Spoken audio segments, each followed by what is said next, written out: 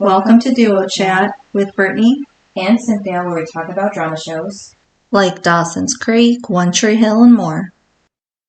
Hi everyone, I'm Brittany. And I'm Cynthia.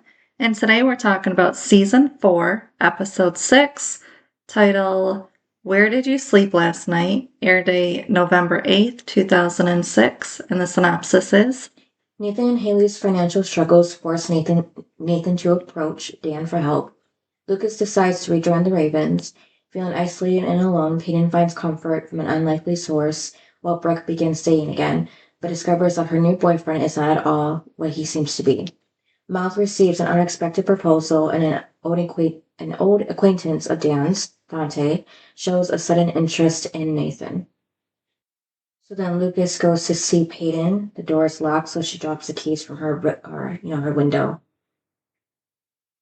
And she has 5 different kinds of locks on her bedroom door now. And Lucas gives her keys back and says thanks for almost bringing him with them. Well, and I mean, I like that she called him Psycho Derek. Because remember, she was all into Derek until then. But then she said, like, she hasn't, like, been able to sleep in 48 hours. It's a long time to, like, stay awake. Yeah. I mean, I feel like you'd be, like, a walking zombie, not sleeping for that long. Like, maybe, yeah. How, like, you would just be so exhausted. And the fact that she's just painting her walls all white. Yeah. So she hasn't went to school or anything. No. In 48 hours. I mean, at least leave the house. Because, like, as in, be with other people that can try to protect you. And also then you're not home alone where he could come back. Right. That kind of thing. Like, I'm surprised. I'm honestly surprised that she didn't go stay with Lucas. Because that's where she went when she was trying to hide out from, or, trying to run from him.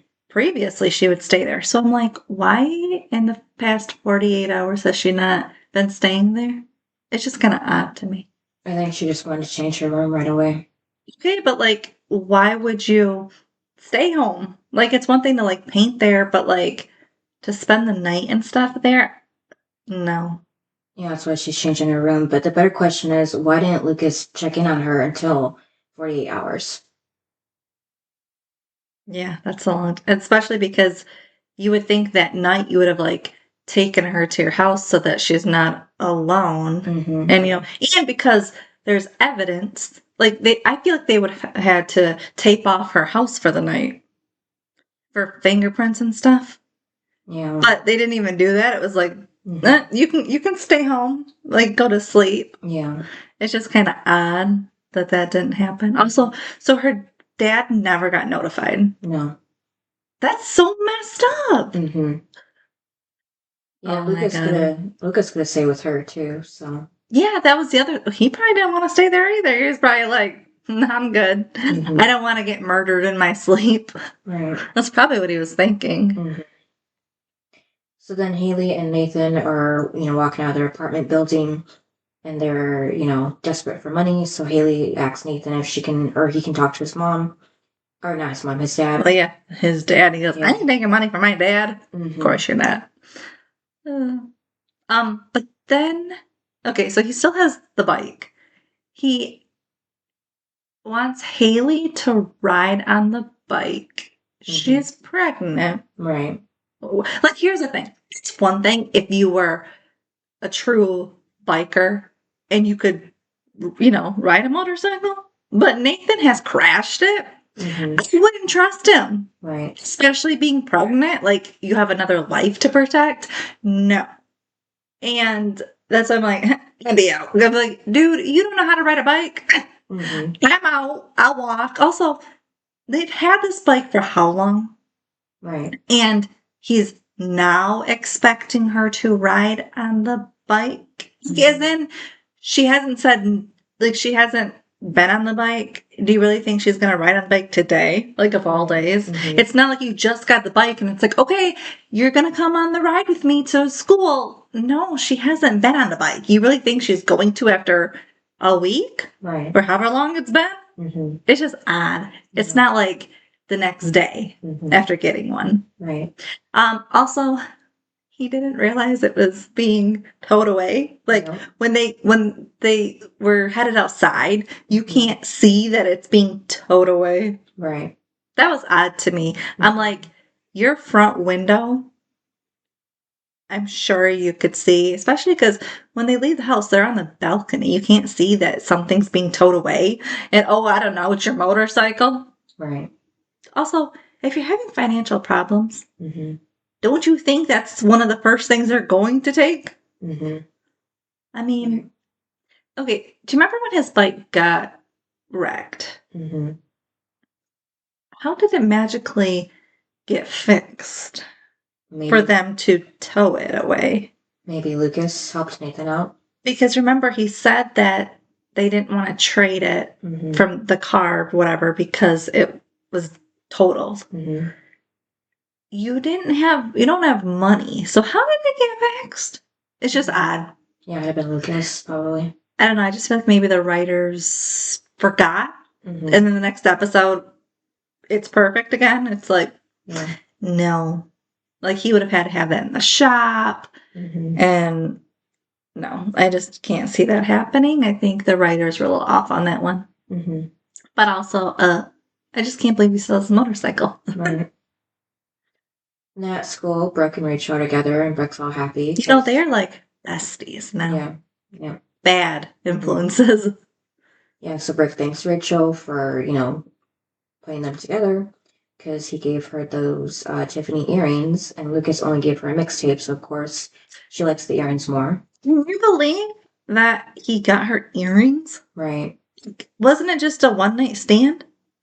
Yeah. Now all of a sudden he bought her earrings? Yeah, well, it seemed like they just had a physical relationship, so yeah. Did they only see each other once, or it was a few times, because she snuck out a few times. So it wasn't just a one night. Was it in this episode?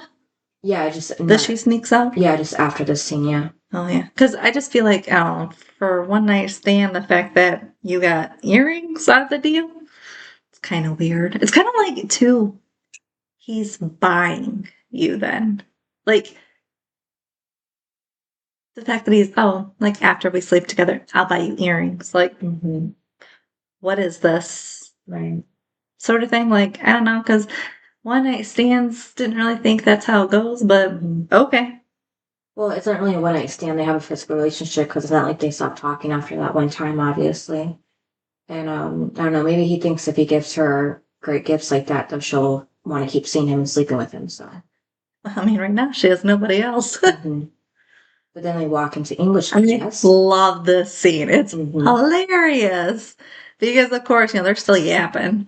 And he's right there. He says his name. I'm your new English teacher. And he says his name. And then Brooke goes, Nick. And he goes, Peyton. And Peyton goes, here.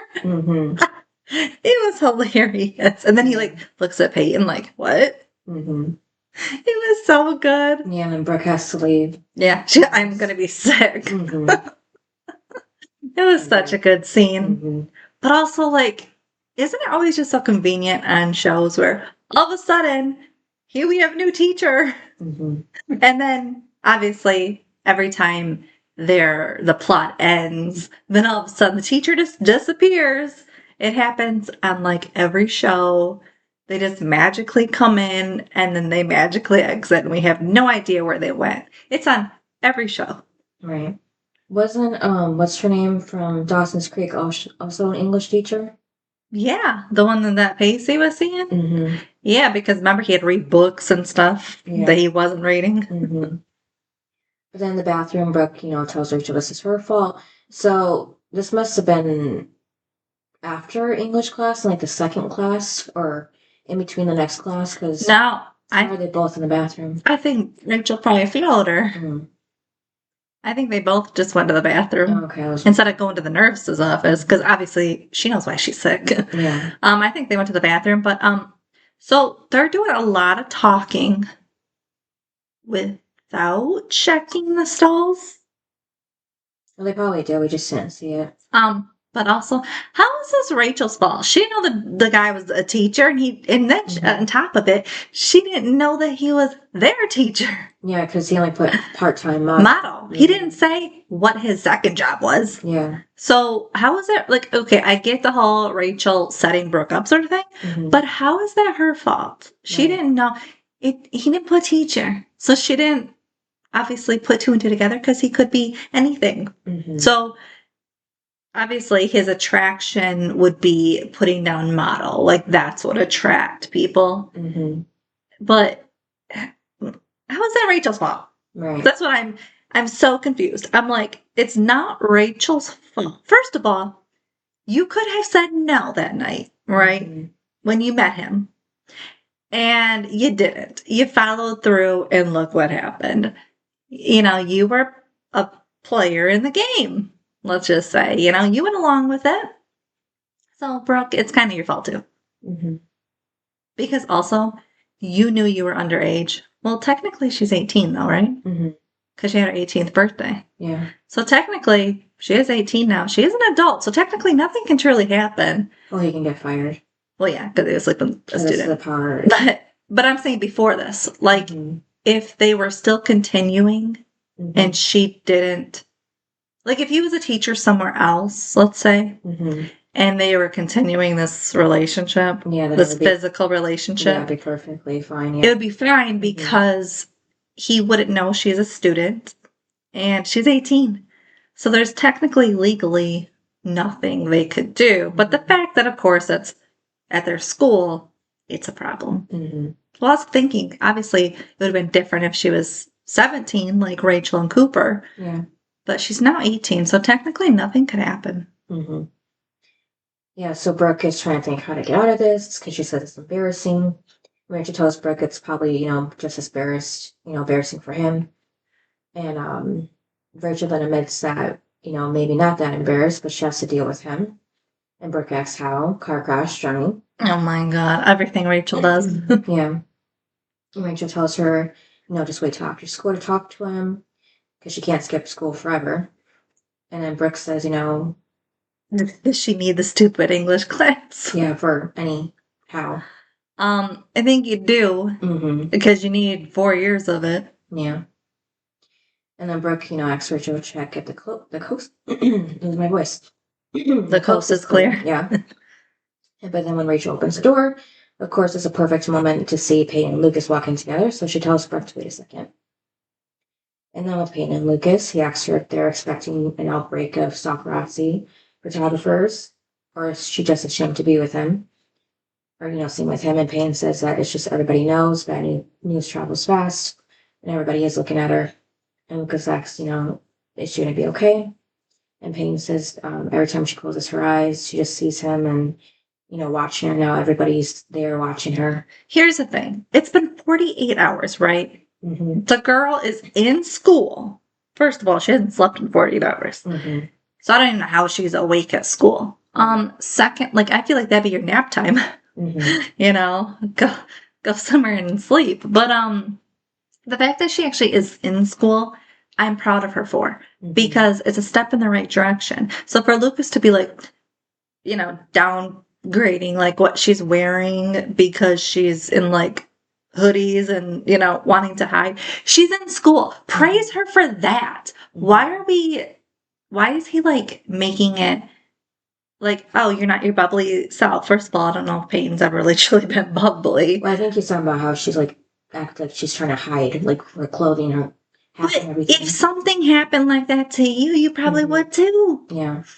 And I mean, Lucas, this creepy guy had millions of pictures of her. Yeah, he's been stalking her for a long time. Are you serious, Lucas? And then the fact that he disappeared. Like, what, Lucas? So I don't like that he's kind of downplaying it. Like, why? He saw everything. And yet he's just going to be like, well, you should just be back to your old self. And it's like, after 2 days? I mean, I don't even think after 2 months you would. it's a really, I'm not gonna lie, Cynthia, it's a good thing Lucas wasn't with Brooke in season, was it 6? When she got attacked. Because here he's telling Peyton basically, you need to like overcome this. It's like after 2 days. So it's a good thing he wasn't with Brooke, because he'd be saying the same thing to her. Yeah, as a guy, he probably doesn't really understand how exactly she's feeling, but Yeah, to be a woman, like, seriously? Yeah, he should understand about that he's still out there somewhere and could pop back up at any second. And honestly, Psycho Derek kind of kicked Lucas's ass too. Don't you think? Yeah. Like, if it wasn't for the real Derek, Lucas would have probably died. Yeah. He should have after that taser in his neck, but yeah, because I swear that he was like tasing him for like a whole dang minute. Yeah, I feel like with his heart condition, that would have made it worse, and he could have gotten into cardiac arrest or something. Yeah, and Peyton wouldn't have known how to save him, and it would have been too late to call an ambulance to come get him. Yeah, so Lucas asks if she's called her dad. She says no. But what's the point? Because it's all over. Okay, how is it the police didn't contact the homeowner? What? Right. How? I mean, and how is it? I mean, there was damage to her bedroom window, which is now boarded up. So does that mean Lucas boarded it? Has to be, yeah. So then he did see her within the 48 hours. Maybe, I don't know. I just don't get it. Like how is it the police came to the house and they never contacted her father? I don't understand at all. Unless she really is 18 and we just don't know, because it looks really bad. Even on the police. Like, it's obviously really bad on the father. Yeah. But, like, for the police in town to not call the father is really weird. Right. Also, wouldn't her dad be the emergency contact? Yeah. So he should be notified. Anyway. Yeah. Because don't you think she probably would have had to get checked out to make sure she was okay? Yeah, both of them. Just like Lucas in his heart. Like, I feel like all three of them would have had to get checked out. And in that instance, her father would have had to be called, just like Karen would have had to be called. Yeah. It's kind of weird. Yeah, so Lucas says, her dad could be there to protect her, but Payne says she can protect herself. She can? I guess if she's talking about with all those locks she has, maybe. And just barricading herself inside? Yeah, but he tells her that, it's going to be afraid from time to time. She asks what he's afraid of, so he goes into a story about playing ball again. And, because he's scared to do that with his heart and everything. But he's playing because that's who he is. And she needs to be who she is, but it's definitely going to take time to do that. He has to understand that, but he doesn't. Can I just say something? He takes off her hat even. Can I just say something? I don't really think what happened to Peyton and Lucas's heart condition playing is on the same level. Right. I mean, because after 15 minutes, you're going to get pulled from the game. Ooh, wow. Like, it's not really going to, let's say, kill you. Like, oh, I don't know, a crazy stalker coming back to the house. Right. Like, I don't think those are on the same things. I don't like when he's like, well, I'm afraid of, this. And it's like, but how is that anything to do with what Peyton, like, couldn't he have said, I don't know, he was in a car accident. Couldn't he have said something about that? Or Dan choking him again. Right. Like, how is it you're not going to level up to what happened to her? You're going to talk about basketball and playing for 15 minutes. Oh, wow. Congratulations, Lucas. Like, I don't understand how that has anything to do with what Peyton's going through. Like, I get because it's the new story for the season for Lucas, but what Peyton's going through, like when you're talking to your friend and you're trying to encourage your friend out of something, more than likely you're going to bring up something that's happened to you. Right. And, or maybe he could have talked about how she overcame, remember when she had that date rape drug or whatever? Mm-hmm. Maybe, like, I don't know, like, Peyton's gone through stuff. Yeah. And maybe he could have, like, said things that have happened to her that to make her realize, like, she's tougher than she thinks. But also, he went through a car accident, and he is a crazy father, like, and yet he's gonna talk about basketball's the thing he's most afraid of. Wow. Like, congratulations. Again, it could have been something that was so easy as those things, and that he overcame them. Yeah. But I know it's a new season, so we have to talk about his heart condition. Well, guess what? I still feel like because it's something serious, I don't think this really is something serious.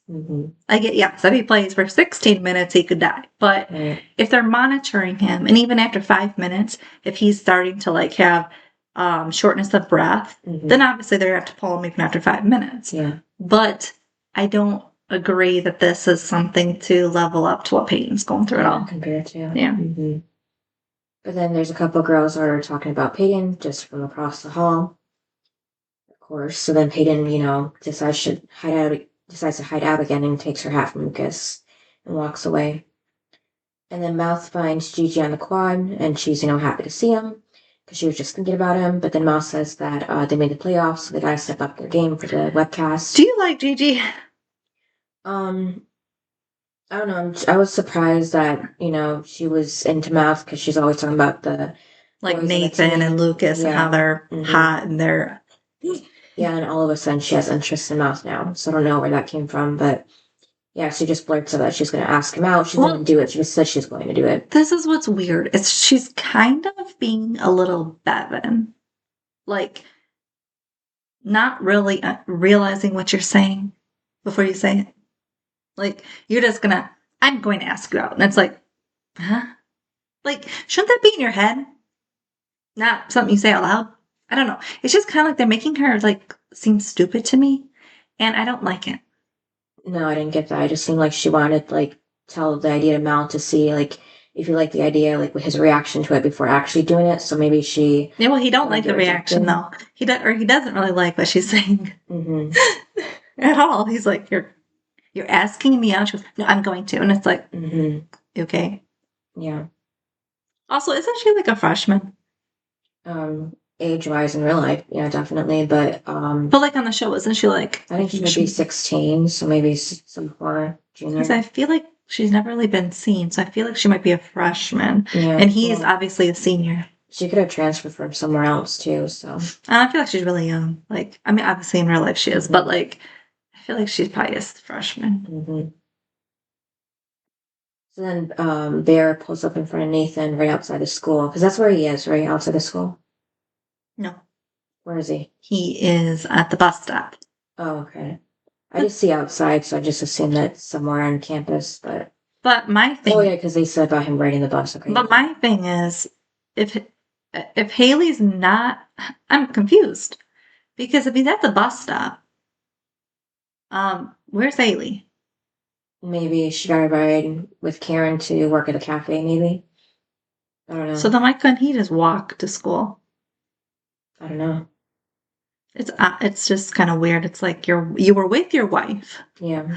And then you're now at the bus stop alone. Well, maybe he had practice or something after school.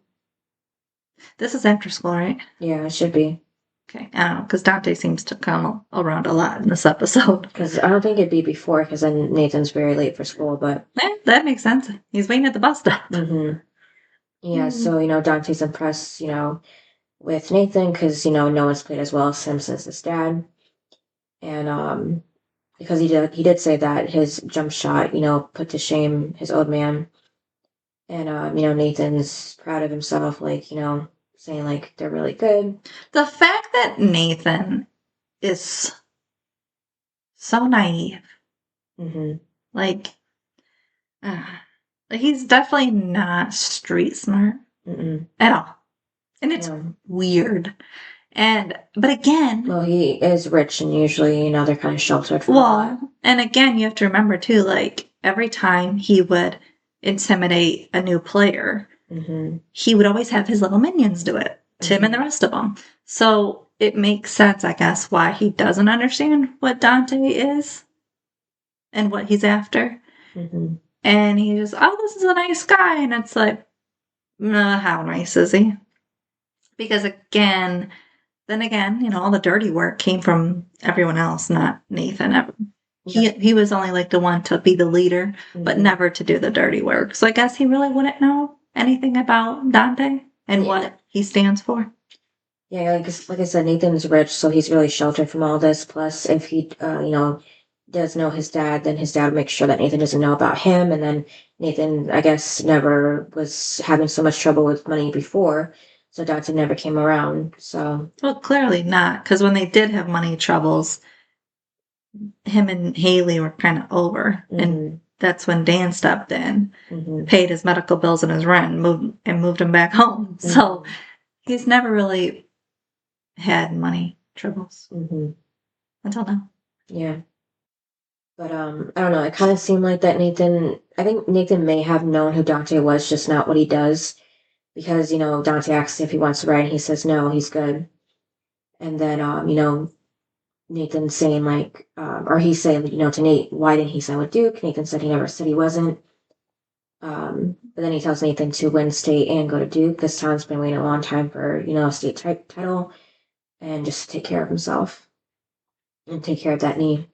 And then Dan goes to Whitey's office, telling him if he's going to coach, he should at least mentor the kid a little. If he's not going to coach, he should at least mentor his kid a little bit. Oh my God, Dan. Okay, I'm telling every time Dan and Whitey are in Whitey's office, it's always so funny.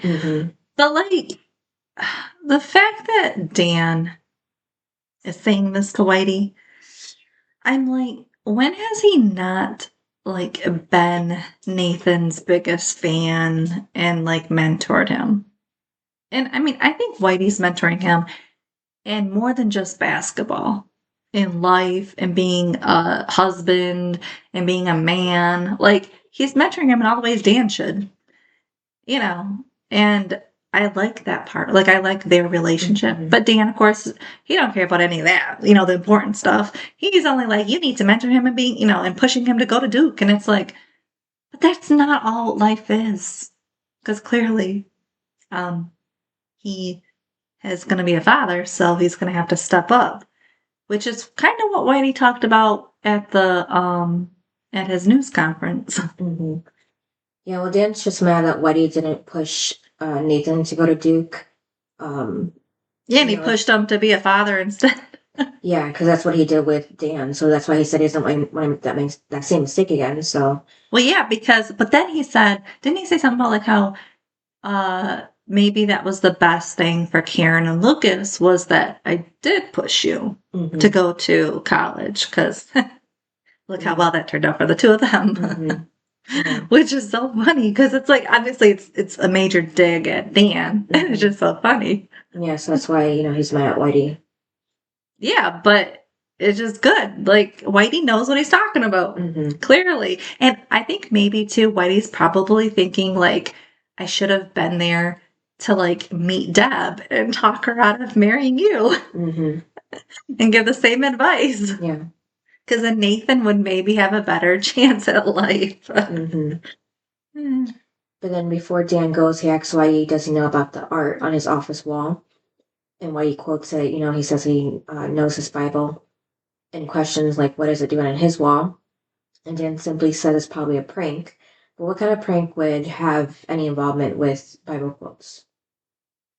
You know what I mean? Yeah, unless you're trying to get somebody in a cult or something, I don't know. But yeah, I mean, for Dan, because I mean, the town thinks that he's this.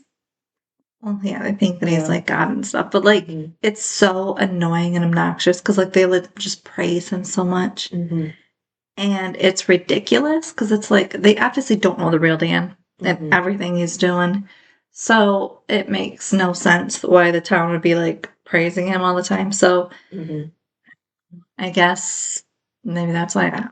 Just annoying. But do you think that they kind of made this seem like maybe Whitey was the one that put the paint on the walls because he said, they all have to atone for their sins. Yeah, I think it's because obviously, whenever a new plot happens, they're always trying to make it seem like, oh, it's somebody else, like the fire. And so, I mean, it's like the same thing here. It's like, who knows and who doesn't? And clearly, Whitey right now is the only one that knows about the paint. And so I think they're trying to egg it like he knows. But how would he know? Right. Like, he wasn't there that day. Nope, not outside. He took the kids on the bus. Yep, he was gone before anything happened, yeah. Actually, no, he didn't. Well, after the shot, happened, but... No, he put the kids on the bus. Remember, he put Brooke on the bus, the doors closed, and he was still standing there. Oh. He didn't get on the bus. Okay. So then he was never heard of again, right? Yeah, I don't know where he went. Yeah. Yeah, so... I guess that was a little thing of like, maybe he saw, we just didn't see him because he only put the kids on the bus and remember he hit the door or the bus like to go and that was it. He never was seen again. Yeah. So I guess maybe that's a little nugget of like, maybe he was there and he saw. Yeah, maybe, but I feel like if he did see that, he would have tried to stop Dan, I don't think he wanted to get shot at either. I know, but he cared about Keith, so he would have tried something. Well, maybe he saw like last second. Yeah. Or like the aftermath of like Dan holding the gun sort of thing. And it was too late to save Keith sort of thing. But then I feel like Whitey would actually say something because he wouldn't be afraid of Dan, so yeah. It's just weird that they're making it seem like Whitey's the only one that knows. Like he's torturing Dan with all this, like I know sort of thing. Yeah, Dan tells Whitey it's a good thing he prays, and that's when we segue to Brooke outside Nick's classroom, praying that he won't kill her. And she asks Rachel if he looks mad. She looks into the classroom and says yes, but in a hot way, of course. Yeah. And then, maybe she should talk to him for her. So Brooke likes the idea and says thanks and starts walking away until Rachel grabs her arm. And then, mentions she sort of has a lot of experience with this, more than sort of. And, gives her the rundown saying that, she should tell him that she should never lie to him, but it can't work out because of the age difference, and then that there's no way they can be together because he's her teacher, and that he's going to yell a lot, but then it's going to be over. So, or he's going to say all that, yeah. When she goes in there, it's like awkward because like she says her name, 18, high school student. It's like he already knows all that. Yeah. And then she even said like, oh, and then like she apologizes and like it's just creepy because then like he goes and makes a move. It's like, why? Yeah. Why? Like you're not afraid of losing your job? No, I guess not. I mean, he did go into the school in the first place with her, right? So. Yeah, but he also didn't know she was a student there. Yeah, well, he shouldn't have gone there anyways because he wasn't even working yet. Well, he could go and set up. And that's obviously what he was saying he was doing. Yeah. Because it was like the next day or something was when his first day was. But it's just weird that... Well, usually teachers go just earlier in the morning to set up, not late at night. So that was weird for him to do. I feel like they could, if they get approval from the district, they could go and set and put other things that... Yeah, but we know that Trevor didn't know he was there, so... Yeah, but then he was all cool with it. So he just maybe didn't get approval to bring all of the stuff, but obviously he did. I feel like it was still a risk, yeah. But it's just weird. Well, and you would think, like, after the school shooting and everything, what's happened, time capsule and all that, like, that there would be cameras in the school, and you would have seen that Brooke was there with him. I don't know. I just find that weird too. Like, there's no cameras after what happened in the school. Right. It's just odd to me. But yeah, I just didn't like that he went for it. Right. Like another bad teacher making a move and risking their job. Yep. I don't get it. So basically, you making a living for yourself means nothing. And do you really okay? So you have a teaching degree, right? Mm-hmm. Do you really think that you can go to another town and teach? Right. Because it's like it's gonna follow you. But didn't what's her face on Dawson's Creek try to teach it somewhere else too? Because didn't we kind of like say? Because didn't we kind of say the same thing of like, how are you going to teach somewhere else and it's going to follow you? But I guess that was the '90s, so maybe it wasn't as I don't know. Like, because obviously now it's going to be out there if that happened. But maybe in the '90s it was more. They wouldn't know until maybe a few years Mm-hmm. where the news breaks out. But like this is 2006. I feel like it's more. It would follow you around quicker than it would in the '90s. Maybe, I don't know. I think it really depends. But again, why? Like they would want to know why you got fired, Mm-hmm. unless he said he quit, which would be a lie. Mm-hmm. Yeah. Yeah, so they're like going back and forth, like, we shouldn't do this, maybe we can, because they keep kissing. And, she was saying how he lied about being a model, but he says, part-time, but full-time, he's her teacher.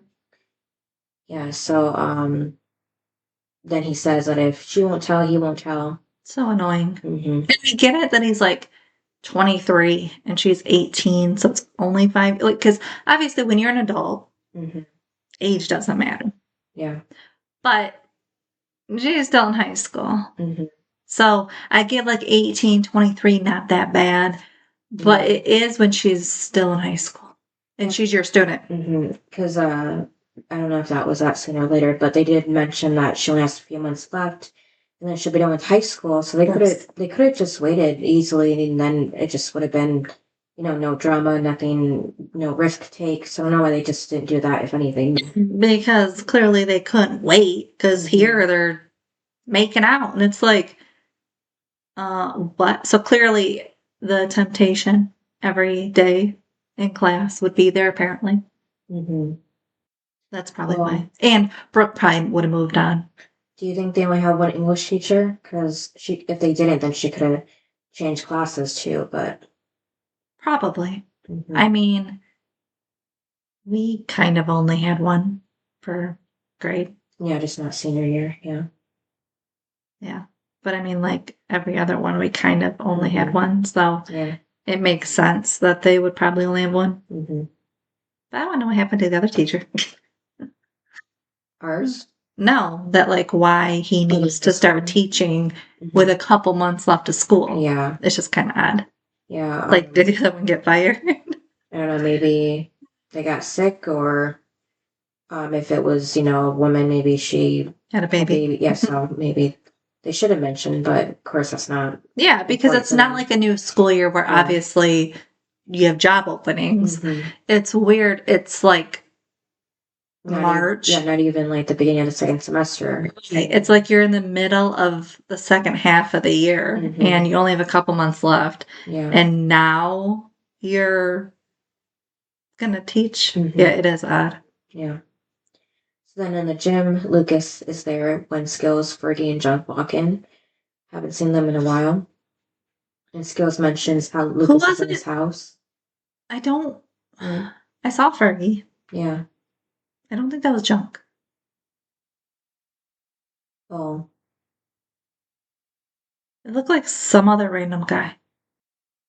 Could he have been from the team then? Maybe from the team, but it did not look like him.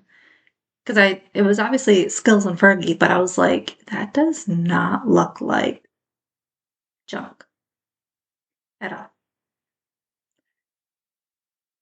So it threw me off. No, they have him listed on here for this episode. They what? They have him listed in this episode right after Fergie's actor. Did he get a haircut or something? Yeah, it looked like he had a buzz cut, so. Yeah, because maybe that's why his hair was different. So, like, it didn't look like him. Because it just threw me off. I was like, Yeah. what? Yeah, it was kind of weird. But yeah, when I watched it, I was like, that don't look like him. Mm-hmm. It seriously looked like that to you? Yeah, it may take a second, but yeah, it looks like him. Oh. And then I was paying attention to Skills and Fergie because Junk also wasn't talking. Mm-hmm. So it was easy not to pay attention to him Mm-hmm. and to pay attention to the others Right. because he wasn't exactly. Yeah, let me see if I can. Oh, yeah. Yeah, because like, all his hair's cut off. Mm-hmm. Yeah. Yeah, so Skills says that he heard a rumor that Lucas might be, coming off the bench in the playoffs. And, Fergie asks Lucas if this is true, and Lucas says it is. He's back, and Skills is happy to be playing with him again. And obviously they had to show about the 15-minute thing because he says now we get 40 minutes a night to play in the big time together. And that's when Lucas says no, he only does 15 minutes because of his heart condition. And then that's when Skills, says you probably want your old jersey back, handing it to him. Did you see Luke though? Like he thought about it for a second. Mm-hmm. And then he said, no, like it's yours. Yeah. Because apparently it's a starter jersey. I didn't know there was such a thing. Is there? Hey, I wasn't a basketball watcher. Well, you know a lot more than I do, so. Just not about basketball. Yeah, so then they play a game, and Whitey's watching them from the doorway of the gym. And then Mouth is doing the same, but he's watching Gigi talk to Rachel on the phone. And then he pulls Brooke aside. Mm-hmm. And then he tells her that Gigi wants to go out with them. And she's like, Joe, Gigi's cute and like stuff like that'd be great. And he's like, no. Right. But before that, did you see that Brooke was fixing her clothes when she was walking up to Mouth? Yeah, I'm sure they were doing stuff in their room. Yeah, so I'm surprised I didn't get caught. Well, he did close the door. Maybe he locked it too. Is there one of those windows on the door? I can't remember. So you can see inside? I don't think so. Probably. I don't know. Yeah. I wasn't watching. Okay, yeah. Yeah, so Mouth doesn't know what to say to Gigi. He doesn't want to hurt her feelings, and then that's when Brooke gives him basically everything that Rachel said to him before. Yep. So that's why he says he heard the speech before, so he's good. And then, he sits with Gigi after Rachel leaves, and, or before that, where am I? Oh, I skipped a whole bunch. No, Brooke sits down with Rachel after Gigi leaves, and then Rachel asks Brooke how to go with Nick. So, Brooke's saying it was really intense, but it's over, and, pretends to act sad.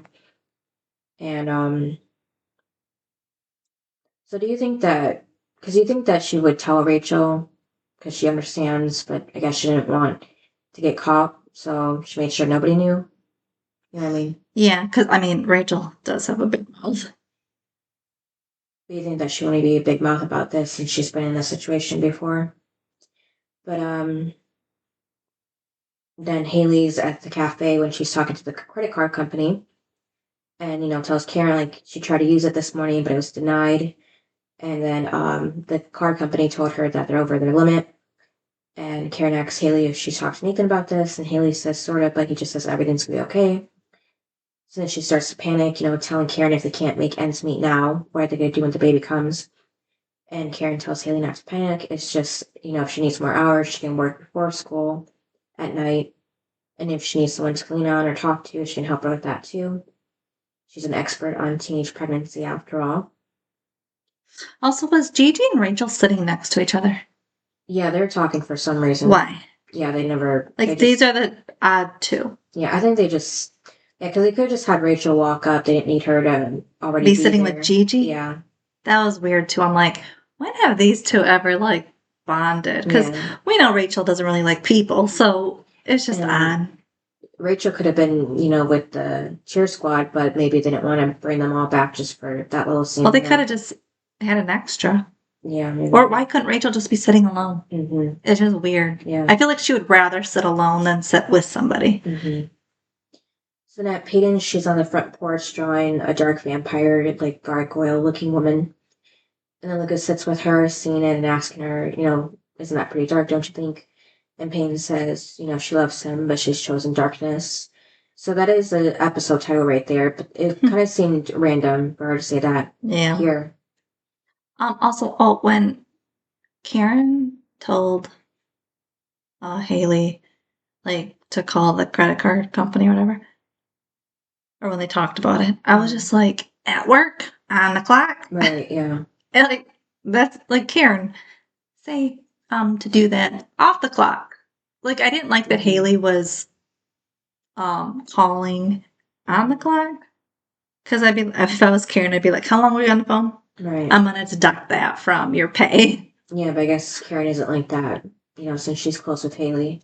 She's clearly not, because she let Jake bring his baby, and she would need his time at some point, like you can't just put her in the crib or whatever and then not check on her. So I mean, that would be on the clock. So yeah, she's just understanding that these young teenagers, their parents are going to be parents. She's probably thinking, dude, this is the only help I can get. So yeah, because she's been in a situation. She probably had Lucas, be also in the crib, in the cafe like that. Too, she did. So. Yeah, that's why she got it. But I was just like, wow, she's very understanding, because like there's so many bosses that wouldn't. And I was like, dang. But again, that's the only help that you can get as teenagers. Then I guess that's what you have to deal with. Right. Plus, obviously, she was one. So.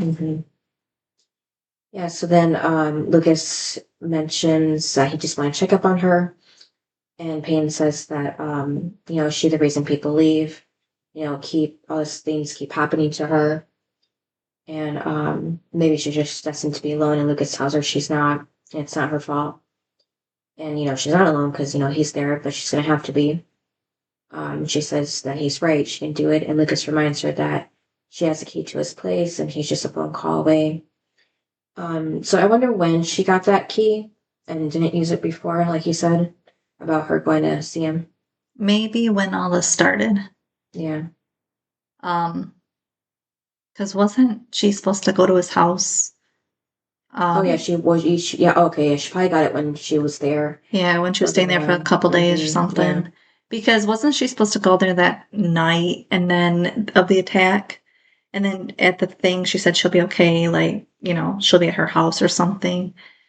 And then so he knew she wasn't going to be at his place. She was going to go home for the first time. Yeah, because that was when they thought that they got him. So yeah. So I think that's when, but I think that's probably the time that he gave her the key. Because obviously, if she's going to go to his place after, he might not be home. And if Karen's at the cafe still, then no one's going to be home. So she's going to need to get in somehow. So it's probably when. And then after Rachel's asleep, Brooke sneaks out of bed, but Rachel's actually still awake, asking. That was funny because it's like, she knows. And she's watching her too. Yeah. Also, why would you sneak out? Like, it's not like you have a separate bedroom. Rachel's right there. You're making a lot of movement. I know she was trying not to, but of course you are. Do you really think she's not going to hear? Some people can be heavy sleepers, so. Rachel ain't, because she's not even sleeping. Right. And then Brooke says she's going for a run. I don't know what time it is, but I'm sure it's well, also too, the fact that Rachel probably never went to sleep because she probably saw Brooke change into the outfit. Right. And then put a robe on or whatever she had on. So she probably saw that and was like, she's going somewhere. I'm going to just stay up until she goes. Well, maybe she got changed before and then, put the robe on that got into bed or something like that. Because there's got to be something that Rachel knew that she was not sleeping the whole time. Maybe Brooke was, I don't know. Put perfume on or something and she went, this is supposed to be bedtime. Maybe, say maybe Brooke could have been texting Nick too, but you'd be able to hear the sound of the keys clicking. So she might have kept her makeup on, and Rachel's like, "This is bedtime. Why do you have makeup on?" Yeah, because you always take makeup off. So, because think about it, she didn't get up and then put makeup on to go see him. She went right outside. Yeah. So that means her makeup had to have been on, and Rachel's probably like, "This is on. You don't do that." Yeah. Yeah, so she says she's going for a run, but then Rachel tells her that she's going to have to run a marathon just to take care of her ass, Of course, she has to make a comment about her body. I feel like that's what Brooke and Rachel's relationship is talking about each other's bodies. Yeah. I don't like it, but I feel like that's just what they're... Yeah. Brooke would always call Peyton skinny and stuff. So, and Peyton never talked about Brooke's body. Right. But she did talk about Peyton's. Remember? She would always call her like skinny ass and stuff. So Brooke kind of likes to talk about people's bodies, I guess. Yeah, so then, Brooke's annoyed now with that comment, and then Rachel goes to sleep. And then outside, Brooke, has changed her clothes. So did she change her clothes outside then? Because it looked like it, because she was hiding her other clothes in that backpack. And then tossed it into the bushes. So Probably. I'm surprised she didn't, change in the bathroom inside or even, in the living room and then go out the doorway. Well, and also, you don't think Rachel maybe has a camera outside? I don't think anybody had cameras back then, at least unless you were rich, but... Well, I think Rachel is. Did you see the nice cabin the girl had? Yeah, well, I don't know. I think Rachel, think about it, she had plastic surgery done. Do you really think they don't have money? Clearly they have money. So... Maybe her dad's a doctor and was able to get her those procedures. Well, if he's a doctor, he's got money then. Yeah, I think she comes from money. She clearly does, because she doesn't care about her education at all. She thinks that it's like Audrey, my parents will just buy me in to whatever college I want to go to. So then Lucas is in bed when he wakes up to find Peyton sitting there next to him. That was funny. Yeah. Surprised he didn't get scared. Even though it's just her. It's his girl. And then, she says she's sorry, but she tried and she holds up the key he mentioned before, showing that she showed herself in. And Lucas, asks Peyton if she's talked to her brother. She says, yeah, but he hasn't called her back. He's like a Marine or something. Yeah. So did he tell that to her, or did she find out later, or? Maybe the detectives told her. Maybe. I don't know. Somehow. Well, maybe she probably said, where did you learn those moves from? So then, he tells her she can stay, so she lays down next to him. And then the next morning, Dante pulls up at the river court. My God. Of course, to see Nathan there, too, in a separate car. And then Dante tells Nathan it's a good thing that the dealer was an old friend, meaning the car dealer, because he seems like he was unaware that their star Ford had a pregnant wife. And when he heard about his situation, he was happy to take back the bike in trade. I'm sure he was. He was just so happy to take it back. Yeah, no, Dante definitely intimidated him. And then, Nathan says thanks, but he can't accept the car. It's, against the rules for basketball. But Dante says... It's your car. Yeah. Bull crap. He sold it. It's not his car. Right. Dante. God, I don't like this guy. Yeah. And he says to consider it, Tree Hill alumni helping each other. Here's the thing. He's worse than Dan. Yeah. But I feel like Nathan would have been fine if he didn't say that. Is that what you're calling yourselves? These alumni these days. Well, and that he's too invested with Nathan. It's weird. And then he's too invested the fact that he knows that Nathan is having money problems. It's odd. Very odd.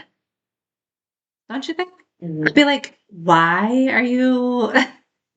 Then again, I really wouldn't want to talk to Dante. Also, the fact that Nathan just still doesn't understand. Stay away from him.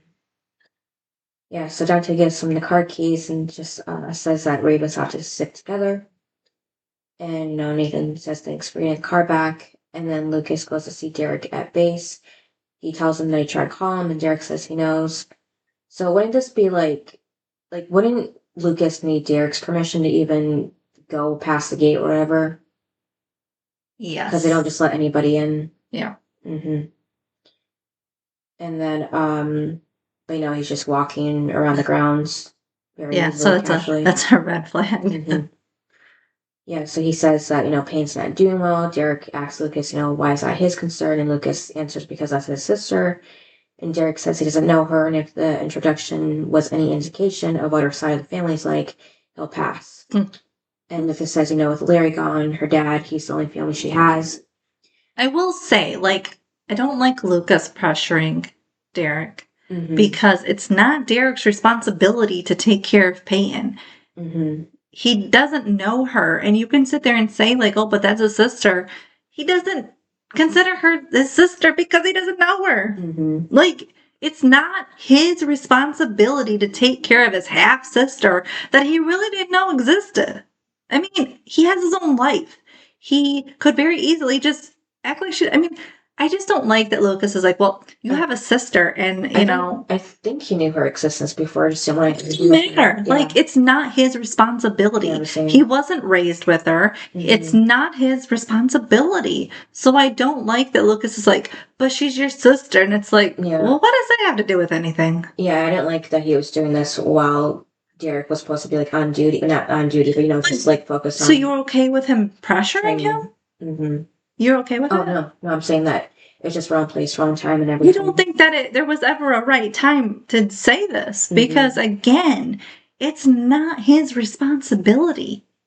Peyton has a father. Call him, Lucas. Yeah. Why are you harassing Derek? Yeah, because he was doing the same thing with Nathan about Haley, so Lucas doesn't give up when. Why doesn't he call her father? Mm-hmm. The man who wanted her. I guess he doesn't have his number or something, but yeah. I don't like it. Like, why are we pressuring Derek, who doesn't... Remember when Peyton called? He didn't want anything to do with her. Mm-hmm. Hello? Leave him alone. He has his own life. Mm-hmm. Leave him alone. I'm sorry. I just don't like people that pressure people into that crap. Because it's like, Lucas, zip it. Yeah. Because you didn't want to be around Nathan and you knew he existed, right? So, same thing. Leave Derek alone. Mm-hmm. Like, does Lucas not remember that at all? He didn't want anything to do with Nathan. Remember? Mm-hmm. He didn't want to enter that world. He didn't want to get to know him. Even when Haley was saying, but he's a good guy. Like, Lucas didn't want that. So why? And again, you're brothers. Mm-hmm. So why is he doing the same crap to Derek? I don't know. I guess he doesn't give up. Oh, what? So that Derek can meet her, and then in a couple months, Peyton moves away. Peyton moves away from. Because they're graduating. Mm-hmm. Like, oh yeah, so he gets to know his sister, he bonds with her, and then she leaves. Like, that's nice. It's like, so, and again, for Peyton, so she bonds with a brother, a couple months or whatever, she moves away or whatever, he moves, whatever, because, he's on base, he could be, he could go to another base. It's just annoying. Like, so again, another person leaves Peyton's life. Like, good job, Lucas. Again, call her father, not Derek. It's not Derek's responsibility. It's her father's. Yeah. Like, why are we putting the blame on someone else instead of her father? Yeah. And then Lucas, says that Peyton needs his help. He needs his help. And Derek explains, why he doesn't get close to people, because when he, first started doing this, the people he was getting to know in his unit were dying, so he just thought it was easier not to get to know them. And, tells Lucas, sorry he made the trip, but he can't help him. And Lucas points out to Derek that he'll travel halfway around the world to fight for a complete stranger, but he doesn't have it in his heart to fight for his own flesh and blood. She's a stranger to him. Mm-hmm. They might have part of the same DNA part, but they don't know each other. So I don't like, again, that he's pressuring her. Then again, Peyton was adopted. So, like, it's different, too. It's not like he was forced when they were little to play together, and so they have somewhat of a history and all of this. It's like, obviously, he didn't like Ellie. Obviously, because Ellie probably broke up his parents' marriage. Just like, I get why Derek is like, nah, I'm good. Yeah. I also, whatever is going on in her life, I don't want it to attract my life. Like, I'm doing good for myself. I don't need that. I get it. I totally get it. So I don't like when Lucas is like, and again, he's become brothers and everything with his unit. So of course he's going to protect them. So I don't like when he says complete strangers. It's like, no, he gets to know people. Right. And so, yeah, you're going to have each other's back. You kind of have to in war. But for his sister, you don't really have to call each other brother and sister. Right. You weren't raised together. people that are still raised together may not call each other brother and sister. Mm-hmm. It just is what it is, Lucas. Yeah. Did he really sit there and want to call Nathan his brother? Not really. Mm-hmm. Yeah. So, again, Lucas, remember the past. Mm-hmm. So at school, Haley arrives for the game, and Brooke mentions to her that she's late and where's Peyton. And Haley says sorry, but she had a closed cafe, and Peyton didn't even show up to school today. She thinks cheerleading's like, so cheerleading's out of question, and Brooke says to Peyton, or about Peyton, that she has one little stalker in her life, and they all get screwed. So that's nice. Yeah, so Brooke is not even like putting into perspective. Yeah, she that Peyton went through something terrible and she almost died. Like, let's be honest, if Lucas didn't show up, if Derek clearly didn't show up, she would be dead. And Lucas, yeah. Yeah, but I mean, even if Lucas didn't show up, it's like, so for Brooke, it's like, are you serious? One little stalker? Mm-hmm. What? Yeah, so I did like how Haley, didn't let Brooke downplay that. Because, that was really insensitive for Brooke to say about Peyton. Mm-hmm. And, she obviously doesn't like her right now, but, that's something you used to be best friends with her, which is what Haley said. Like, what? Yeah, but you still wouldn't probably want something like that to happen to her. Well, I don't know, maybe. But Brooke, I don't know. It's like a little evil side. Mm-hmm. See, she's hanging around Rachel, who clearly has the evil side. Mm-hmm. I mean, Brooke became friends with somebody that did awful things to her. Mm-hmm. And that's who she became friends with? Right. Like, really, Brooke? Mm-hmm. You kind of ditched Haley in a way. And Peyton. Obviously, for Peyton for good reasons. But, like, you kind of ditched Haley and became besties with Rachel out of nowhere. Yeah. Didn't it? Because remember, season 3, it seemed like it was Brooke and Haley. But then season 4, it seems like it's Brooke and Rachel. Mm-hmm. It's really weird. Yeah. Like, you ditched Haley. Mm-hmm. It's just kind of weird. See, I feel like Haley should have thrown it in her face. Mm-hmm. Like, you look at who you became friends with. Mm-hmm. Like, I can see Rachel's rubbing off on you. Yeah. And then, to me, it didn't seem like Brooke, she's like, fine. How is she doing? And it felt like it was like genuine because it's like she was kind of forced to ask how Peyton was doing. She was so sincere. How's she doing? I know. Mm-hmm. It was like, why'd you even ask? Yeah, and then Haley says, she's not doing well, and it'd be nice if she knew that. And or cared a little. Yeah. And then Brooke says, not to tell Payne that she asked about her. Well, you didn't, but you barely. Mm-hmm. It was only because she was the topic, so you kind of asked. Yeah, and then Haley mentions that, because, Haley didn't have to mention this, but she did because she's a good person, about the fashion show, whatever, because she got the message for it. And, so she saved the message for Brooke, even though, Brooke was giving her a hard time about Peyton a second ago. Well, she's still friends with Brooke. Yeah. I'm just saying, Well, she doesn't hate her, so of course she's going to save it for her. Yeah, I'm just saying, she didn't have to tell in this moment. She could have told her later, when she was actually being sincere. Mm-hmm. And then Lucas goes to see Whitey because he asked him to come see him. And that's when he throws Lucas the New Jersey, but it's Keith's. That was nice. Yeah. Because he says that Keith would want him to have it. Well, of course he would. Mm-hmm. It mentions how, it took every ounce of strength for Karen to come down there and ask for him to take him back. And she loves him that, much to put his dream ahead of her fears. And he has, those 15 minutes a game to make her proud and a lifetime to make both of them proud. And then at the game, Mouth announces if the Ravens win the next 5 games, they'll be state champions. So this is how they sped up time a little bit because we see them play a few different games. And then, Gigi's just looking over at him, not paying attention to the game.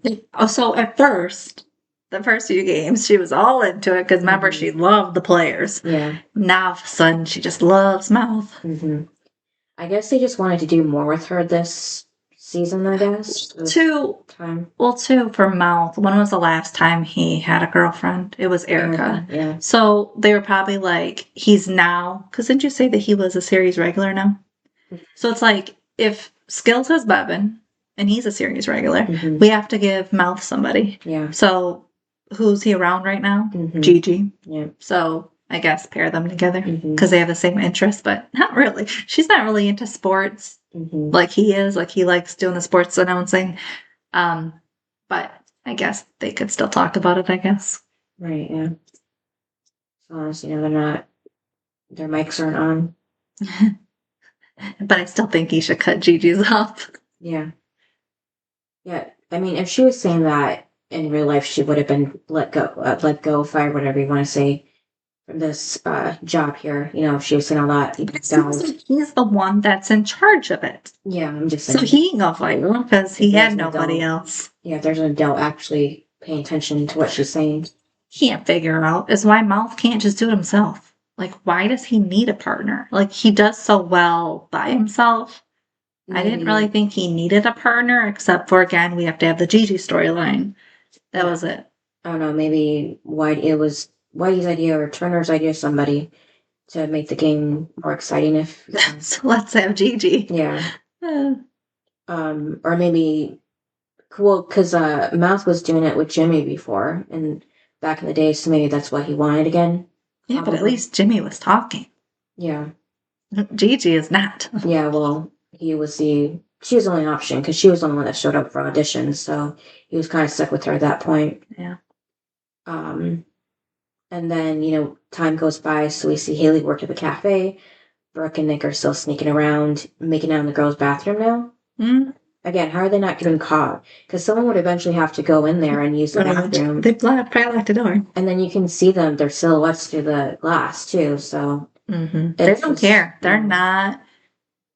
But then again, it was like the same thing on Dawson's Creek. They were not... secretive. Mm-hmm. So, it's the same thing. Mm-hmm. But these two are just out there. Right. For everyone to know. Yeah. And then... of course, it's like, oh, they win the game. Yeah. Congrats.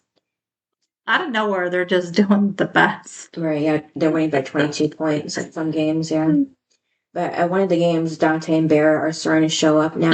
No, it seemed like they were there from, the beginning, of this episode of, them showing up to each of the games, however many games we saw. Because I was keeping tracking, they showed up in the second one, so... they just were there in second, third, fifth, 10th. Yeah. I was like, dude, stop it. Because they won 22 points in 2 games.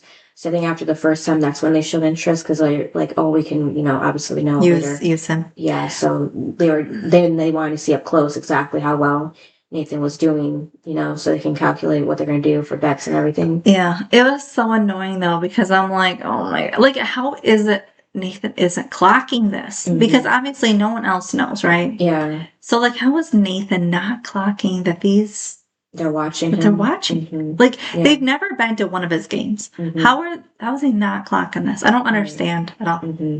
Especially given how you're so worried about money and now that he gave you the car back, which I don't even know how you told Haley. Mm-hmm. It just doesn't make sense. Yeah. And again, Lucas. You tell Lucas how you got the car back. Lucas is going to be questioning you. Yeah, bro, no. Yeah. And then at the second game here, Mouth asks Gigi if she has any input on it. But she just says, dinner or movie when she asks about. Yeah, like I said, that has anything to do with the game. Yep. And then he announces the Ravens win again and are advancing to the state champion or quarterfinals. And then Nick is leaning really close to Brooke in class. Why? Yeah. You have a whole class of 30 kids, and you're going to do that? And only Rachel notices. Mm-hmm. Well, I get they're probably taking a test or something. Mm-hmm. So they're focused. But, how's the person not behind Brooke being dude, what you doing? Yeah, and Rachel was, smiling about it, so I guess she approves. Well, and I think she's smiling, too, because she's I know. You can't win one or pull one over me. Mm-hmm. I know now. Mm-hmm. So, good luck sort of thing. Yeah. I do think she approves of it for now. But I do think, too, I think she's just kind of smiling as if, Brooke thinks she is one step ahead. Yeah, being sneaky. Right. But the truth is Rachel knows. Yeah. So, and I think, too, she's also smiling of, it's all coming back. It's all coming together. Mm-hmm. The you sneaking out with them. Mm-hmm. Clearly there's more... that's going on with you. Right. So then, Payne spends another night at Lucas's. There's another game. They win by 19 points. Because the games aren't like the next day. She's really spending the nights. Yeah. So this had been like, they said 5 games, so. Probably a couple weeks. Okay, I wasn't sure, because I don't think that'd be 5 weeks worth. No. It's probably a few weeks, though. Okay. 2, 3. Yeah, so, and that's how long, Brooke and Nick were sneaking around and not getting caught somehow. Mm-hmm. Only by Rachel. Mm-hmm. So Dante and Bear were at this game too, and Mouse says if they win one more game, they'll be playing for a state championship. And this could be the best Ravens team we've ever seen. And then I thought it was cute. That would make Dan so happy to hear. Yeah. They're the best. Mm-hmm. And then Nathan and Haley get home, and Haley's excited that they just need one more game to, get to take state championship. And then the lights turn on. Yeah, turn off, yeah. Because, Nathan was talking about how they still have to play against this one team that's tough. And Haley says that between him, Lucas and Skills, nothing can stop them now, except for this. I have lights, yeah. And Haley looks out the window to see that it's just them without power. Oh, yeah, and then that's when he said, oh, I guess this is our third notice. How do you not know it's your third notice? Right. And the other thing is, too, Haley being, like, the smart one, you would think she'd be the one taking care of the bills, right? So how does she not, realize that's their third notice? I don't understand. Like, if she's taking care of the bills, which was what Nathan always said in season 2, remember? Of, Haley takes care of all this stuff. So, if Haley is taking care of it, how does she not know that's the third notice? I thought he was talking about she takes care of the medical insurance. I'm sure she takes care of all of the bills. Mm-hmm. You think that Haley doesn't take care of the bills? Well, Nathan was living by himself for a while, so I'm sure he got married. That's what you do. You're like, oh, someone's in charge of this, and no, typically it's the wife. Well, especially for Nathan, he doesn't know any of that stuff. Haley was the one that's smart when it comes to all that. I think it depends on the person too. It could be the mom or dad or husband and wife. Yeah. Well, I'm thinking it was Haley, but maybe it's because she's working morning and night that she doesn't. That she's too tired to pay attention to the bills now. Yeah. Maybe that's what it is. Mm-hmm. And then, Haley brings up about him talking to his dad again. Or not again, but just talking to him. Also, I have a question. Do you think a motorcycle would cost more than the car? I don't know. Because the car... Not sure. I don't know. I couldn't imagine that would be worth too much. Yeah, I don't know. Yeah, I'm thinking of the motorcycles probably cost more. So the next morning, Nathan goes to see Dan in his office, and Dan tells him that he better be there to say that he's signing with Duke. And Nathan says he's not. Nope, he's having money problems. Mm-hmm. And then, so he asks Dan for help. Mm-hmm. And Dan says no. Yep. And then he was like, I'm your son and stuff. And he was like, he's like, it broke my heart when you emancipated yourself and turned away from me as your father. Mm-hmm. Oh my God. And then, that's when he said, you're married, you're a man now, basically, take care of it on your, take care of yourself. I was like, dang. Yeah. But it was just so funny because he's just, I'm your son, and that don't matter. Hey, for Nathan, does he really think that matters? That he's his son? Right. But then it was funny because, when Dan said, when he makes an investment, he wants to make sure he's gonna make a profit or something, or that's gonna be returned the money. So I'm not interested. Right. It's so funny. Yeah. You have to admit that scene was funny. It's heartbreaking for Nathan, but Dan was just making it way too funny. Yeah, Nathan's still arguing that he's his son, and Dan says, I thought you were emancipated. Yeah. And he's not even looking at him now, so, Well, then when Nathan says, things for nothing, Dad, I'm like, Nathan, I actually do agree with Dan. You wanted to be emancipated when you didn't even have a job. Right. And, Dan thought you'd come crawling back home, but then you married Haley, so you got income. So it's I agree with Dan of like, again, you wanted to move out a second time. Because remember, he could have still been living at home. Mm-hmm. But instead, he wanted to remarry Haley. And because again, he had no financial worries because he was living at home. Well, you chose differently. You chose to move back in with Haley. So, well, that's your own problem. And again, if you would have just waited till you were out of high school to get married, um, Dan would be, you wouldn't have money problems. He would be paying for everything. Mm-hmm. So I agree with Dan on this of like, you wanted this.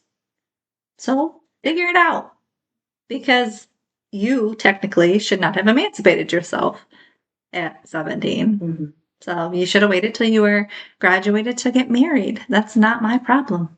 Mm-hmm. Like, I was not on board with your marriage. So, good luck. Mm-hmm. Also, you maybe instead of all that money that you spent on the wedding and going to, where were they going? London or something? Yeah. You should have saved because then you'd have money.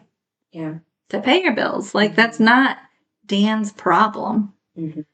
Like, whose side are you on? Right. Whose side are you on? Oh. Oh, no, I feel bad for Nathan too, but yeah. But don't you kind of agree with Dan of like, how's this my problem? Mm-hmm. Right. And then Haley walks into the cafe, defeated, already been crying because she has streaks of tears down her face, and she tells Karen she doesn't know if she can have the baby. And Karen, asks what does she mean by that, and Haley explains that they shut the power off last night, and she's the only one of them with a job, and she's pregnant and in high school. So she's the only one with a job. Mm-hmm. How is she paying rent and food and everything? I guess on her one little paycheck from the cafe. Also, then they don't have health insurance then, because I'm sure they'd have to pay for it. Mm-hmm. And she's pregnant. She's supposed to go to doctor's appointments often. Unless she has insurance at a cafe, but I don't know about that. Well, she's part-time. She probably doesn't. Yeah. So it's just kind of odd that she, I don't know. Like, obviously, I feel like you'd have more money problems because who's paying for your doctor's appointments? Mm-hmm. And don't you have to take prenatal vitamins and stuff? Like, I guess maybe you could get that from the clinic. Mm-hmm. I don't know. I guess maybe she gets checked out from the clinic too, maybe for her appointments to be free. Mm-hmm. I don't know. It's just not really talked about either of like, that's an extra stress on the money of like, now we have doctor's appointments to pay for, but they don't really say that. So maybe it is the clinic paying for it. Mm-hmm. And then, Haley says Nathan's so close to getting his basketball scholarship, which he can't do that and have time for a job. And she has no idea what she's, how this is going to work out. When Karen's like, well, I can give you more shifts. Mm-hmm. It's like, that's right. That's her idea. Mm-hmm. Well, she tells Haley too, like, when she was her age with Lucas, being pregnant with Lucas, she didn't have any money or friends or college or family.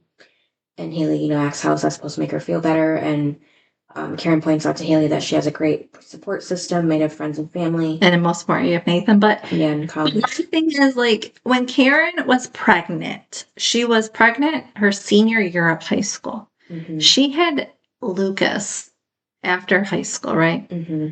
Into college. Mm-hmm. Or that summer, yeah. Haley is a little bit before that. Mm-hmm. So I'm just like, really, Karen? But, I do get what Karen's saying of like, I didn't have somebody supporting me. Mm-hmm. So, like, kind of figured out too. Mm-hmm. So, like, Karen and Dan are kind of giving them like you figured out, like, that's what adults do. Mm-hmm. Sort of thing. They're both kind of in the same position, giving both of them that advice of like, I'm not really going to help you. Yeah, Karen with money. Yeah, Karen's just being more nice about it. She is, but she's not really offering too much help except for, I'll give you more shifts. Yeah, that's what she can do. And of course she'll help her with the baby, but. Yeah, bring your baby into work. Mm-hmm, yeah. But she's not like financially helping her. And Dan isn't either. Well, Karen probably doesn't have any money to really give her besides for, for working at the cafe, so. And then at Lucas's, Skills talks to Lucas about him just being friends with Peyton. And then that was a pair of her underwear, right? That he held up? Yep. Yeah. Saying he wishes he had friends like that. Mm-hmm. And then Derek shows up and Lucas introduces Derek to Skills. And Skills says, who would have thought Payne's brother was a brother? And Derek introduces himself to Skills. So didn't Derek, told Skills that his full name was Lance Corporal Summers, right? He said Lance, because that's what the caption said was Lance, and it sounded like he said Lance, but not Derek. So I don't know where the Lance came from. It may be the base name. Yeah, maybe. Because corporal is also a Marine term. Yeah. Like where you're ranked. Right, yeah. And that must be his last name, Summers. Mm-hmm. Yeah, it is, yeah. And then Skills says his full name is Big Daddy Skills. And then oh my god, I told you, he can make me laugh. Mm-hmm. And then Derek was going to say that he wanted to talk to Peyton, but that's when she walks into the room. So Lucas says he'll leave them to talk and thanks Derek. And then Payne says, she tried calling him, and Derek says he wasn't sure if he wanted to see her. And Payne says that's the first time she caught him, and hung up on him or her. A simple thank you would suffice. Yeah. And then she goes, I was the victim, okay? Mm-hmm. It wasn't my fault. Mm-hmm. He's like, that's a first problem, thinking you were a victim. Mm-hmm. Yeah, she says not to judge her because he doesn't even know the first thing about her. And Derek says, she's right, but they can change that and, to take a ride with him. I liked that he, I don't know where, was like actually listening to High School Lucas, and showing up for it. Even though, again, I don't think that he had to, but I think Lucas pressured him into it. Because it didn't really seem like he really liked her too much here until the end. But I think like the whole episode of these two, it didn't really seem like he liked her that much. Right. It was like, I'm forced into it. And she says to give her a good reason why she should go with him, and he said because he's the only family she has, and if she doesn't mind him criticizing her about her personal appearance, she should get some sleep. So then Derek takes her to the base, which she should have definitely had to have gotten permission to do. He can't just bring anybody there, but she tells him that he's not what she expected, and he asks what does she mean by that. And she tries to, explain, but she's kind of trailing off, so he finishes her sentence with more white, and she says, defending herself, it's not like that. Maybe it's the Marine part. And he explains that his mother's African American. As far as the Marines go, the place saved his life. So I was surprised he kind of opened up to her so quickly about his backstory, about their dad. Yeah, because when he was younger. Yeah, he said a little bit younger than her. So that was a few years ago that he left then? How old is he? I don't know, over 18 obviously, but I don't know. Yeah, I don't know. But he said that their dad, because it goes our dad, he left his mom and him. Yeah. Yeah, so she says Psycho Boy was right about one thing. The guy deadbeat dad. And Derek says it was tough, but his mom worked 2 jobs, and that left him on his own, getting into trouble. Nothing that horrible, but nothing he's proud of. So what he figured that he was just mostly scared, and the place showed him not to be scared. Fear is like a disease. If you don't treat it, it'll eat you up. And Payne points out that the last Derek she trusted tried to kill her. And Derek tells her he didn't say that it would be easy. Does she think it'd be easy? It is, did she think it was easy for him? He didn't ask for anyone new in his life. That's why you helping me. And he goes, because your friend Lucas cared enough to convince me. Yeah. And looking at her, he sees fear, but he also sees strength. And then Brooke is working at her dress at Nick's house.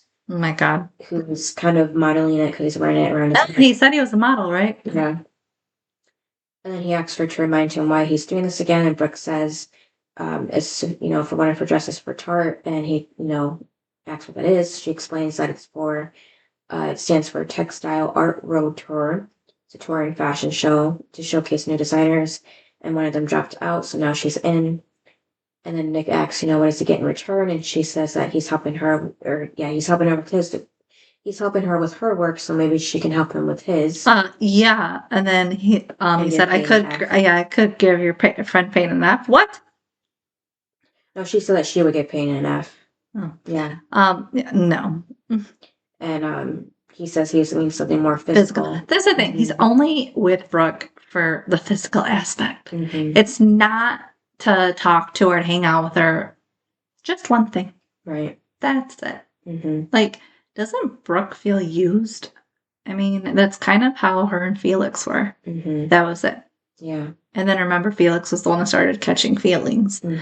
But, like, how does she not feel anything? Well, I guess she already likes him, but she's starting to figure out that he doesn't really care about her. So that's why she asks if that's all that is for him, and he says no. Because she says all they do when they're together is sneak around. And if there's anything wrong with sneaking around, but maybe, what if it's not just for sex? And Nick says he knows it's not fair to her. Maybe she's right. Maybe they should do this. And she asks if he would really do that. And he says he doesn't want to hurt her, and she pokes him with a needle and asks if he wants to revise his answer. The thing is, because she brings up, like, this is all we do, then he's like, oh, well, basically we should end it. It's like, yeah, because, like, he's trying to, like, make her feel guilty, and it's like, because she's telling the truth. Like, this is all you do. Yeah. You're not hanging out. Yeah, so he says, in 3 months she'll be out of high school, then it doesn't matter what anyone thinks. And it can just be about them. And she says that's a good answer, and he gets an A. And she pretends leaning to kiss him, but then moves away, telling him to hold the fabric. And then back at the base, Derek takes Peyton to the area where they box. And she says that it's a little too early for SmackDown, and Peyton gets in the ring and tells Derek he better watch out for her right hook. And Derek says, okay, let's see it. And, because he's serious, but she wasn't. And she wants her to hit him. And she says, forget about it. And then, to get her to do it, he starts pushing her, getting on her nerves. And then she finally starts hitting him. They basically get all into it very slowly. But then... and he's teaching her how violent she does. Yeah. And, she starts remembering not just Derek, but, all the bad stuff. With everything, yeah. And after she let it all out, she cries in his arms. So I was kind of surprised that he didn't tell her that she shouldn't cry, since she he's been tough about everything else before. But I think because she wasn't crying before, she never actually, it's part of healing, and she never truly was able to heal from this clearly. So it's like she never cried, and she needs to. So it's like, just let it out, and then you can kind of move on. Yeah. So I think that's where. Plus, she was actually finally fighting back. So I think he was also just proud of her for that. Yeah. So I was like, okay. And then back at school at the quad, Gigi waves at Mouse from a distance. He waves back. Just then Brooke comes walking by, and Mouse quickly takes her arm to talk to her, telling her that she has to help him. And Brooke tells him, we said this before, about Rachel giving him the same speech. And then, Mouth was looking over at Rachel, remembering too. But then he goes to sit at Gigi's table, and, seeing that he knows she wants to ask him out, but he doesn't want her to. And then Gigi's, looking sad. But then he adds, because he wants to ask her out. So do you think he just changed his mind because he felt sorry for her? Yeah, because he didn't want to become Brooke and Rachel by saying no, like, you're really nice, because that's not what you want to hear. So I think that's what it was. Yeah. So he's only doing out of pity. But then Gigi still says that she'll have to think about it. But then she, gets up and then turns around saying she thought about it, and she looks out with him. But I still don't like that he's doing out of pity. Like, he still just doesn't like her. Yeah. It's like, eventually you're going to have to break up with her because you're not interested in her. So eventually she's going to get hurt. Right. And then at the apartment, Haley asks Nathan, what are they going to do? And the power comes back on, and Nathan tells Haley he took care of it. And she thinks it's because of Dan. Yeah. Yep. And thanks him for doing that for her. And puts his hand on her stomach, saying, thank you for doing that for them. So I'm surprised that Haley didn't run to Dan's office saying, thank you so much. And then Dan's like, thank you for what? I didn't do anything. Yeah. I'm surprised that didn't happen. Because she does go to his office for things. So I'm just surprised that she didn't thank him. Right. Because I feel like she would have. So it's just weird. Because then he would have got caught. Right, yeah. And then Dan gets an IM from somebody of the username Red Drum saying that, burning the midnight oil killer. And he asks who this is, and they reply back they know what he did. So now he's kind of being stalked, like, Peyton was being stalked, which is creepy. But Karen closes the cafe when Haley walks up to her, giving her a hug. And, Haley says she was right. She has a great future, friends, and has the best husband. Best husband. Yeah. And she's just really grateful for having her, too. And then Nathan is at the river court when Dante pulls up again. My God. Yep, and he asks how the star player is doing. Nathan says, great, thanks. And he knows that was a lot of money, but he's going to pay him back every cent. And then, of course, Dante says to take his time because that's what they all say. And, just don't disappoint him out there. And Bear pretending to shoot Nathan with a gun, using his fingers as if warning what will happen if he doesn't pay them back. Creepy. Yeah. So we got rid of one stalker to another. Yeah. Kind of two if you count Bear, because they're both showing up everywhere together. Yeah, but I feel like the one we know the most is Dante. Yeah. He's like the boss, the head. He's the one that likes to threaten people. Yeah.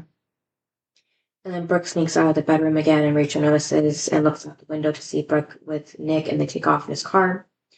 And then Payne and Derek walk into her room, and she mentions that he's going to be leaving, and Derek says that he knows they're related and maybe in another life to be closer, but he's a Marine and she has her own life. He can't be that guy for her, and she says, why not? So he admits that he doesn't want to be that guy for her, and he's sorry, and then walks out, and she locks her door, double locks, sad.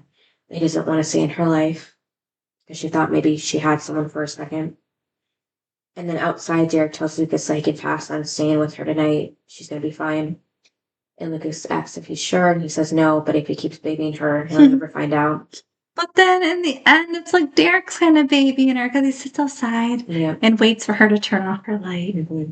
It's just so cute. Yeah. It's like, he's just trying to make everything normal again in his own way. Yeah.